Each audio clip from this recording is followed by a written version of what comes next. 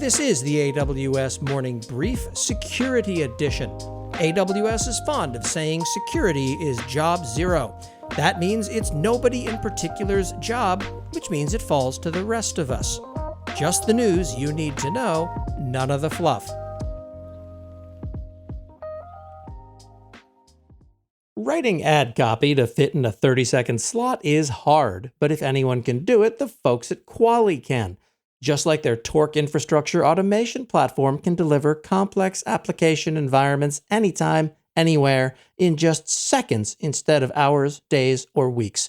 Visit qtorque.io today to learn how you can spin up application environments in about the same amount of time as it took you to listen to this ad. Happy Thanksgiving! Lacework raised an eye-popping $1.3 billion in funding last week. I joke about it being a result of them sponsoring this podcast, for which I thank them, but that's not the entire story. Why would someone pay for Lacework when AWS offers a bunch of security services is a reasonable question. The answer is that AWS offers a bunch of security services, doesn't articulate how they all fit together super well, and the cost of running them all at a busy account likely exceeds the cost of a data breach. Security has to be simple to understand. An architecture diagram that looks busier than a London tube map is absolutely not that. Cloud services are complex, but inside of that complexity lies a lot of room for misconfiguration. Being condescendingly told after the fact about AWS's shared responsibility model is cold comfort. Vendors who can simplify that story and deliver on that promise stand to win massively here. Now let's see what happened last week. The NSA and CISA have a new set of security guidelines for 5G networks.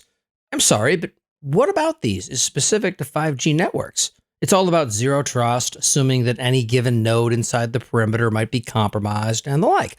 None of this is particularly germane to 5G, so I've got to ask, what am I missing? A company called Red Doors, spelled with a Z because of course it is, was fined by Singapore's regulatory authority for leaking 5.9 million records. That's good.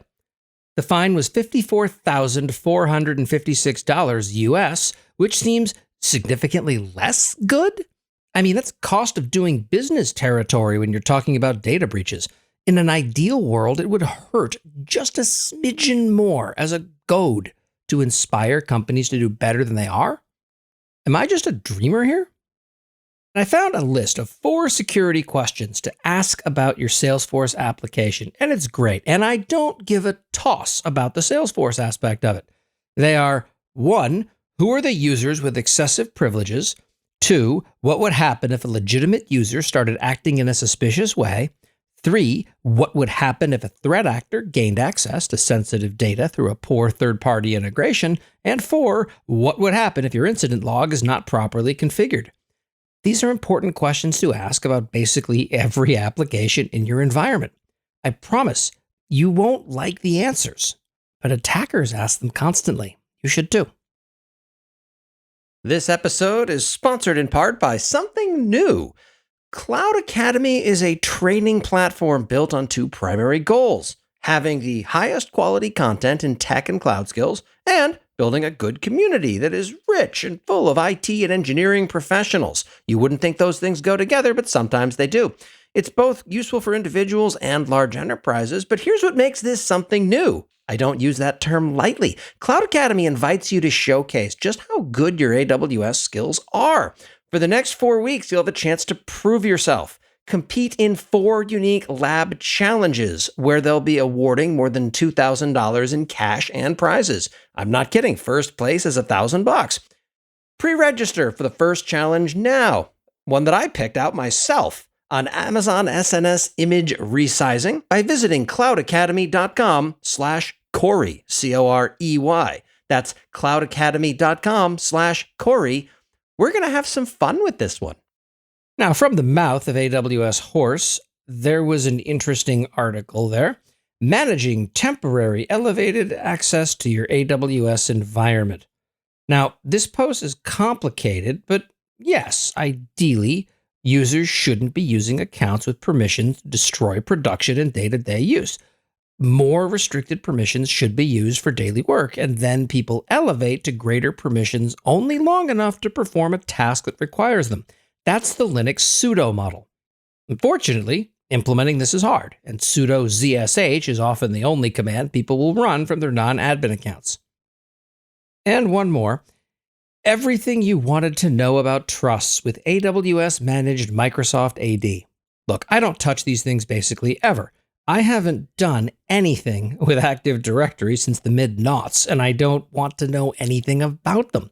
That said, I do accept others will care about it, and that's why I mention it. I'm here for you.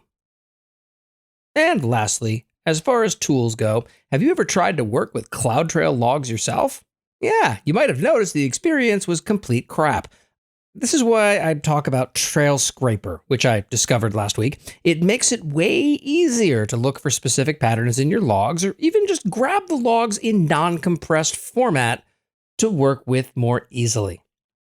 And that's what happened last week in the world of AWS security. Next week is reInvent, and Lord alone knows what nonsense we're going to uncover then. Strap in, it's going to be an experience. Thanks for listening. Thank you for listening to the AWS Morning Brief Security Edition. For the latest in AWS security that actually matters, please follow AWS Morning Brief on Apple Podcasts, Spotify, Overcast, or wherever the hell it is you find the dulcet tones of my voice. And be sure to sign up for the Last Week in AWS newsletter at lastweekinaws.com.